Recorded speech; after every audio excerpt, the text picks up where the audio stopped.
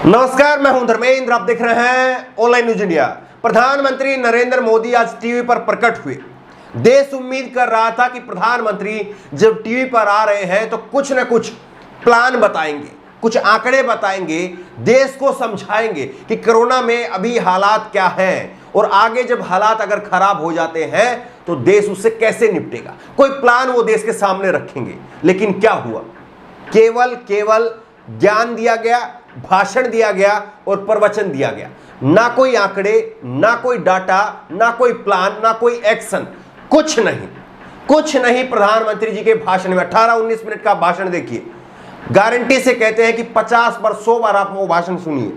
अगर आप ये कहें कि सीधे सीधे देश जिन मुद्दों पर आंकड़ों के साथ में आपसे बात करना चाहता था, क्या आपने उन पर आंकड़े दिए? और घुमा फिरा करके नहीं, हम सीधे 5 सवाल सीधे बीजेपी से, नरेंद्र मोदी जी से, प्रधानमंत्री जी से सीधे 5 सवाल पूछते हैं और आप बताइए कि क्या इन 5 सवालों पर आपको नहीं लगता है कि उनको आंकड़ों के साथ में अपनी बात रखनी चाहिए थी। पहला सवाल, देश के अंदर इस वक्त में कितनी ऑक्सीजन उपलब्ध है और आने वाले 10 दिन में, 15 दिन में कितनी ऑक्सीजन उपलब्ध हो सकती है? ये पहला सवाल और सबसे जरूरी सवाल जो हर देशवासी के मन में है।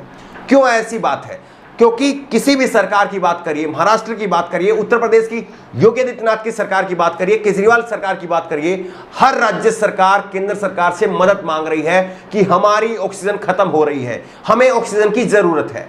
दिल्ली के आंकड़े आपको बता देते हैं। दिल्ली में कुछ एक हॉस्पिटल है और मनीष सिसोदिया, दिल्ली के उप मुख्यमंत्री ने, उन्होंने आज सामने आकर के डाटे के साथ में ये बात कह दी कि किस हॉस्पिटल में कितनी ऑक्सीजन बाकी है। ये आपके सामने है। डीडीओ हॉस्पिटल में 12 घंटे की ऑक्सीजन बाकी है, बुराड़ी में 8 घंटे की बाकी है, अंबेडकर हॉस्पिटल में 24 घंटे की बाकी है, दीपचंद बंधु हॉस्पिटल में 8 घंटे की बाकी है, संजय गांधी हॉस्पिटल में 12 घंटे की बाकी है, एलएनजेपी में 12 घंटे की बाकी है, बाबा साहब भीमराव अंबेडकर हॉस्पिटल में 8 से 10 घंटे की ऑक्सीजन बाकी है।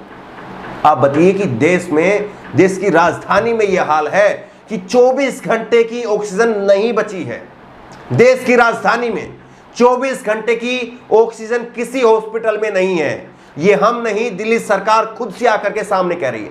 ऐसे में प्रधानमंत्री जी, और ऐसा नहीं है कि उनके भाषण के बाद में केजरीवाल की सरकार ने आकर के बात कही है, प्रधानमंत्री जी के भाषण के पहले उन्होंने ये बात कही है।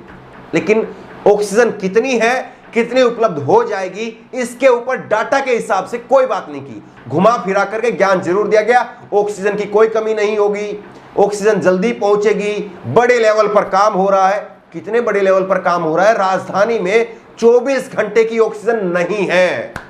ये आंकड़े हैं। दूसरा, वैक्सीन देश के अंदर कितनी उपलब्ध है और आने वाले 10 दिन में, 15 दिन में, एक महीने में कितनी वैक्सीन देश के लोगों को उपलब्ध हो जाएगी। उन्होंने कहा, प्रधानमंत्री जी ने आज कहा कि 1 मई से 18 साल से 45 साल के लोगों के बीच में वैक्सीन लगनी शुरू हो जाएगी। लेकिन अभी आप बताइए कि देश में 45 साल से ऊपर के लोगों को वैक्सीन लग रही है। तो जब 18 से 45 साल के लोग भी वैक्सीन लेने के लिए आ जाएंगे तब हालात क्या होंगे? क्योंकि अभी देश के बड़े हॉस्पिटलों को अगर आप देखें तो वहां पर वैक्सीन का स्टॉक नहीं है। नो वैक्सीन इन स्टॉक, ये बोर्ड लगा हुआ है देश के कई सारे बड़े हॉस्पिटल में। तो आप बताइए कि कैसे आप संभालेंगे? और 1 मई में कोई 36 महीने का समय बाकी नहीं है। 1 मई में केवल और केवल 8-10 दिन का समय बाकी रहेगा। अब ऐसे में आप कैसे देश को संभालेंगे? आप ये बता दीजिए। ये सीधा सवाल है। तीसरा बड़ा सवाल, रेमडेसिविर जो इंजेक्शन है उसकी देश में कितनी उपलब्धता है और कितना इंजेक्शन आप 1 महीने, 15-20 दिन में आप देश को उपलब्ध करा देंगे? इसके ऊपर आंकड़े में बात करिए। ये नहीं कि कोई इंजेक्शन की कमी नहीं है। आप ऐसे लफाजी करके देश को मत हो चलाइए।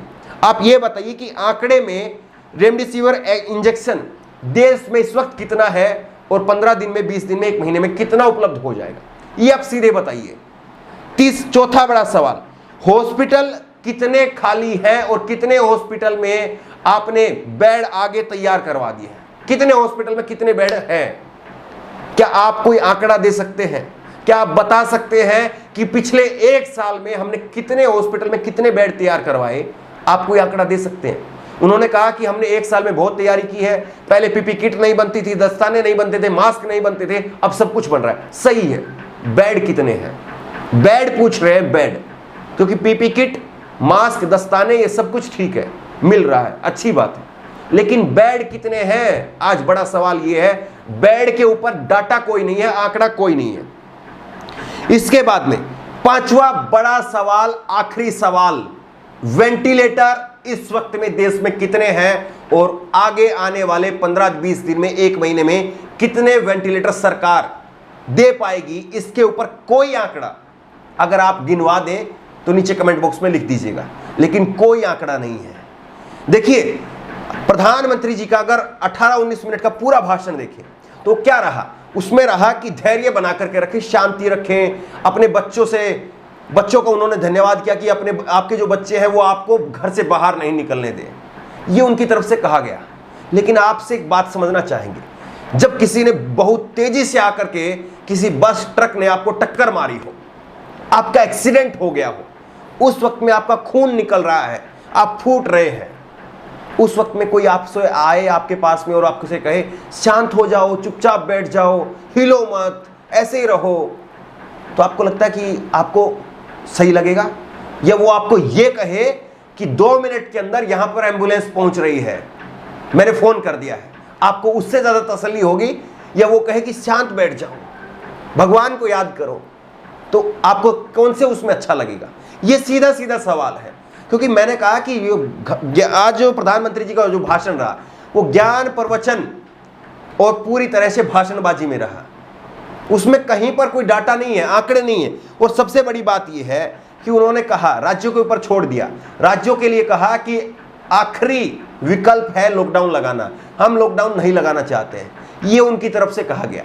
अब आप बताइए कि 4-5 सवाल जो है वो हमने रखे हैं, क्या इन 5 सवालों के ऊपर सीधे आंकड़ों के ऊपर प्रधानमंत्री जी को बात नहीं करनी चाहिए थी? लेकिन 18-19 मिनट की बात में उन्होंने एक बार भी आंकड़े नहीं लिए, एक बार भी इन सवालों के ऊपर अपना ध्यान केंद्रित नहीं किया, जबकि जनता इन सवालों के उत्तर चाह रही है। जनता ये नहीं चाह रही कि इंतजाम हो रहा है, इंतजाम तो आप 1 साल से कर रहे हैं, कितना कर लिया गया है, कितना और हो जाएगा, इस पर कुछ बोलिए, इस पर नहीं, कुछ नहीं। और उसके बाद में लोगों की जो प्रतिक्रिया है वो सब लोग यही पूछ रहे हैं कि कोई इस पर जो है प्रधानमंत्री जी की तरफ से कोई वक्तव्य ऐसा नहीं आया जिसका देश जो है वो इंतजार कर रहा था। उल्टा लोग कह रहे हैं कि उम्मीद कर रहे थे कि 8 बजे, वो 8:45 बजे आकर के, 9:15 बजे आकर के वो रोएंगे या कुछ और करेंगे, इस तरह के लोग जो है वो बातें कह रहे हैं। लेकिन सीधा सवाल कि आंकड़ों के ऊपर प्रधानमंत्री जी क्यों नहीं बोले, ये सीधा सवाल है। इन आंकड़ों के ऊपर देश आज जानना चाह रहा था। देश के लोगों के मन में यही सवाल है कि बेड कितने हैं, ऑक्सीजन कितनी है, वेंटिलेटर कितना है, दवाइयां कितनी है, इंजेक्शन रेमडेसिविर इंजेक्शन जो है वो कितने हैं, ये बात देश जानना चाहता है। देश शांति धैर्य, इनसे शांति धैर्य नहीं होता है। आप भूखे हैं और आपको कोई कहे कि बैठे रहो, खाने का इंतजाम हो रहा है, खाना आ रहा है, खाना बहुत अच्छा है, जल्दी पहुंच जाएगा। आप ये बताइए कि आपने कितना आटा ले आया है, कितने पानी है, घर में सिलेंडर है नहीं है, तब तो लोग समझेंगे ना कि 15 मिनट में खाना बन सकता है। घर में सिलेंडर नहीं है, घर में आटा नहीं है, घर में पानी नहीं है, और फिर आप कहें कि बैठे रहो, इंतजाम हो रहा है। ऐसे देश चलता है।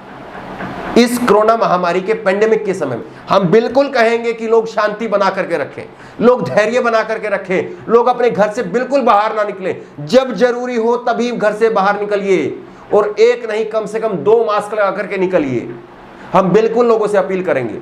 लेकिन जब प्रधानमंत्री की बात हो, जब पत्रकारिता की बात हो, जब पत्रकार का सवाल हो, तब पूछा जाएगा कि साहब आंकड़े कहां हैं, डाटा कहां है, जो देश के लोगों को हम भी समझा पाए। वरना आपने 19 मिनट भाषण दे दिया, हम भी 19 मिनट भाषण दे दे, और देश के लोगों को मिला क्या? बहरहाल, आप प्रधानमंत्री जी के भाषण को अगर उन्होंने सुना है, आपने सुना है उनके भाषण को या नहीं सुना है, या जो सवाल हमने यहां पर उठाए हैं, आपको क्या लगता है, क्या वाजिब है, क्या होना चाहिए और क्या नहीं होना चाहिए? आपकी राय क्या है? नीचे कमेंट बॉक्स में अपनी राय जरूर दें। और इसी तरह की तमाम खबरों के लिए ऑनलाइन न्यूज इंडिया को सब्सक्राइब करें, साथ में जो बेल आइकन है घंटे उसको जरूर दबा लें, ताकि जैसे कोई वीडियो अपलोड करें उसकी नोटिफिकेशन आपको तुरंत मिल सके। धन्यवाद। इस खबर को अभी लाइक करें, शेयर करें, अभी चैनल को सब्सक्राइब करें और घंटी जरूर दबाएं।